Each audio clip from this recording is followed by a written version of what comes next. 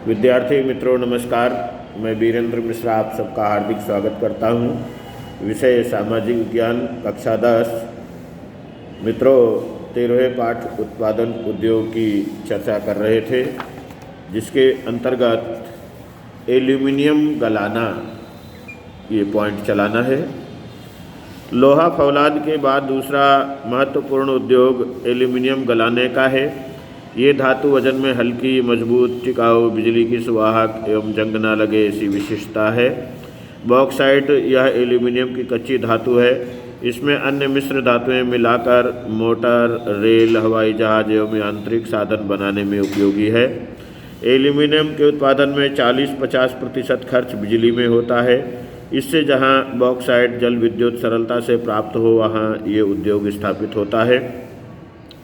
ओडिशा, पश्चिम बंगाल, केरल, उत्तर प्रदेश, छत्तीसगढ़, महाराष्ट्र एवं तमिलनाडु में एल्यूमिनियम का उत्पादन करने वाले कारखाने स्थापित किए गए हैं। तांबा गलाना।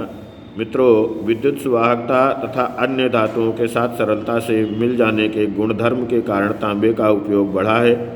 बिजली उद्योग, refrigerator, air conditioner, automobile, radiator, गृह उपयोग के बर्तन आदि साधनों में तांबा उपयोगी है। भारत में सर्वप्रथम तांबा गलाने की औद्योगिक इकाई भारतीय तांबा निगम (ICC) द्वारा झारखंड के घाटशिला में स्थापित किया गया था। 1972 में भारतीय तांबा निगम की हिंदुस्तान कॉपर लिमिटेड HCL के अंतर्गत हस्तांतरित किया गया। आज हिंदुस्तान कॉपर लिमिटेड के उपरांत निजी क्षेत्र में भी तांबे का उत्पादन किया जाता है। इसके बावजूद भारत में अपनी आवश्यकता अनुसार उत्पादन ना होने से विदेशों से आयात करना पड़ता है। अगला रसायन उद्योग की बात करें।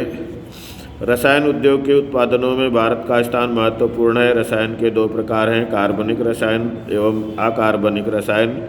कार्बनिक रसायन उद्योगों के संदर्भ में पेट्रो रसायन, पेट्रोकेमिकल्स मुख्य हैं। इसका उपयोग कृत्रिम रेशा, कृत्रिम रबर, प्लास्टिक की चीज़ें, रंग रसायन तथा दवाओं में होता है। कार्बनिक रसायन उद्योग खनिज तेल रिफाइनरियों तथा पेट्रोकेमिकल्स के नज़दीक होते हैं। इस कार्बनिक रसायन उद्योगों के संदर्भ में गंधक का तेजाब, नाइट्रिक एसिड, क्षारीय सामग्री, soda ash, caustic soda, chlorine आदि में उपयोग होता है। जंतुनाशक दवाओं के उत्पादन में विकासशील देशों में भारत का स्थान महत्वपूर्ण है। रसायन उद्योगों में गुजरात का स्थान देश में सर्वोपरि है। अहमदाबाद, वडोदरा, अंकलेश्वर, भरूच आदि रसायन उद्योग के मुख्य केंद्र हैं। मित्रों रासायनिक खाद उद्योग की बात करें तो देश का पहला रासायनिक खाद का कारखाना 1906 ईस्वी में तमिलनाडु के रानीपेट में स्थापित किया गया था।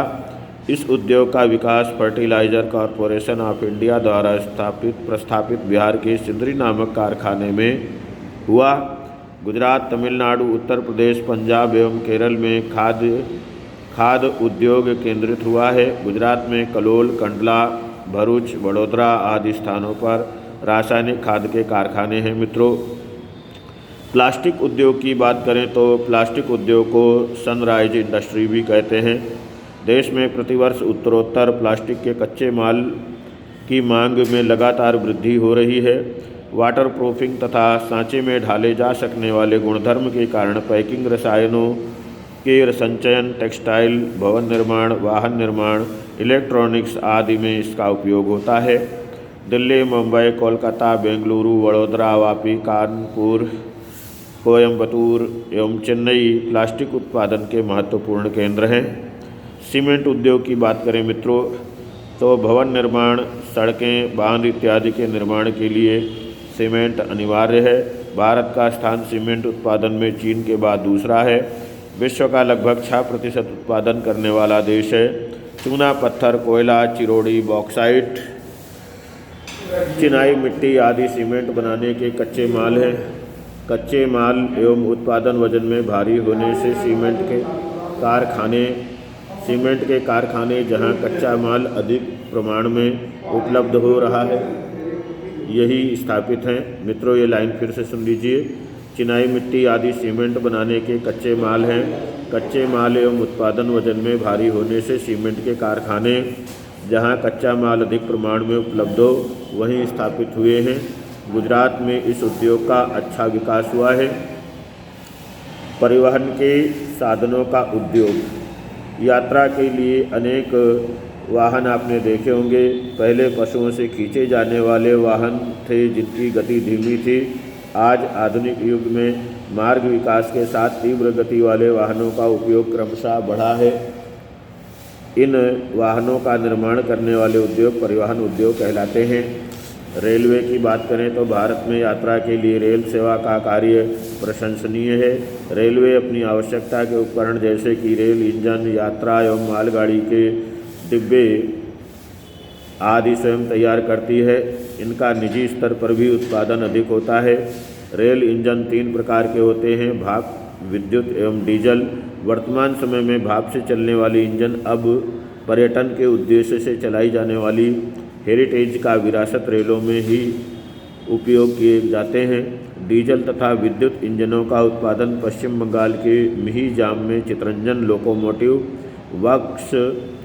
वर्क्स, बनारस में डीजल लोकोमोटिव वर्क्स तथा जमशेदपुर टाटा लोकोमोटिव वर्क्स में होता है। यात्रा के लिए डिब्बे पेरम्बूर, बेंगलुरु, कपूरथला एवं कोलकाता में बनते हैं। तदुपरांत रेल की पटरियां, इंजन के उपकरण, पहिए आदि के कारखाने भी हैं। हम रेल इंजनों तथा अन्य उत्पादनों का विदेशों में भी निर्यात करते हैं। सड़क वाहन की बात करें तो मित्रों, स्वतंत्रता पूर्वक हम विदेशों से आयात किए गए गाड़ियों के भागों को जोड़कर गाड़ियां बनाते थे। अब ट्रक, बस, कार, मोटरसाइकिल, स्कूटर तथा साइकिल बनाने के कारखाने देश में ही स्थापित हुए हैं। सड़क वाहनों का उत्पादन अधिकांशतः निजी स्तर पर होता है। विश्व में व्यावसायिक वाहनों के उत्पादन में भारत का स्थान 5वां है।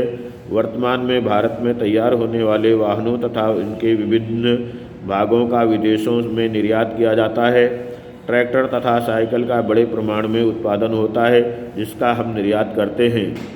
मित्रों, जहाज निर्माण की बात करें तो भारत में जहाज निर्माण का उद्योग प्राचीन समय से ही है, परंतु वर्तमान समय में आधुनिक स्तर के जहाज बनाने के मुख्य 5 केंद्र हैं।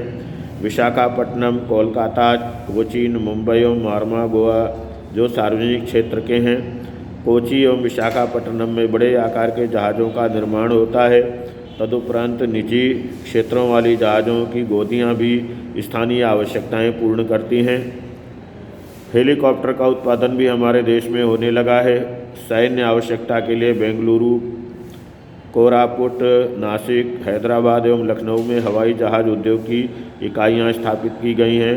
भारत में अभी तक यात्री परिवहन के लिए हवाई जहाज़ निर्माण का आरंभ नहीं हुआ है। इलेक्ट्रॉनिक उद्योग की बात करें तो रेडियो सेट तथा टेलीफोन उद्योग की स्थापना 1905 में भारत में हुई, जिसे इलेक्ट्रॉनिक उद्योग का आरंभ कह सकते हैं। भारत इलेक्ट्रॉनिक लिमिटेड BEL में बेंगलुरु में स्थापित हुई, जिसका उद्देश्य सेना, आकाशवाणी, हवामान विभाग के उपकरण बनाना था। आज भारतीय स्पेस रिसर्च ऑर्गेनाइजेशन इसरो के साथ सहयोग का कई इलेक्ट्रॉनिक उपकरणों का निर्माण करती है। विद्यार्थी मित्रों, इस उद्योग से सामान्य लोगों के जीवन, देश के अर्थतंत्र तथा लोगों की जीवन शैली में बड़े परिवर्तन हुए हैं। कंप्यूटर में हार्डवेयर तथा सॉफ्टवेयर के क्षेत्र में भारत ने बड़ी प्रगति की है। बेंगलुरु को उद्योग की राजधानी बनाया गया है। उसे भारत की सिलिकॉन वैली कहा जाता है। इस उद्योग के विकास के लिए सॉफ्टवेयर एवं विज्ञान पार्क तथा प्रौद्योगिक पार्क बनाए गए हैं। भारत में हम उद्योग का भविष्य सुनहरा है। औद्योगिक प्रदूषण तथा पर्यावरणीय अतिक्रमण। मित्रों, देश के आर्थिक विकास में औद्योगिक उत्पादनों का योगदान उल्लेखनीय है। उद्योगों ने प्रदूषण में वृद्धि की है एवं पर्यावरण का अतिक्रमण किया है। प्राकृतिक तथा मानव सर्जित कारणों से पर्यावरण की गुणवत्ता घटी है। इसे पर्यावरण का अतिक्रमण कहा जाता है। उद्योगों द्वारा मुख्य 4 प्रकार के प्रदूषण पाए जाते हैं: वायु प्रदूषण, जल प्रदूषण, भूमि प्रदूषण तथा ध्वनि प्रदूषण। मित्रों, वर्तमान स्पर्धात्मक समय में उद्योगों ने बड़े पैमाने में हवा एवं जल प्रदूषित किया है। कार्बन मोनोऑक्साइड, सल्फर डाइऑक्साइड जैसे अति नुकसानकारक गैसों के कारण हवा प्रदूषित बनी है। औद्योगिक कचरे के कारण जल प्रदूषण बढ़ा है। आज कई कारखाने नियमों की अवगणना कर औद्योगिक रूप से प्रदूषित पानी को नदी में बहा देते हैं। आज पानी प्रदूषित तथा अति दूषित बना है।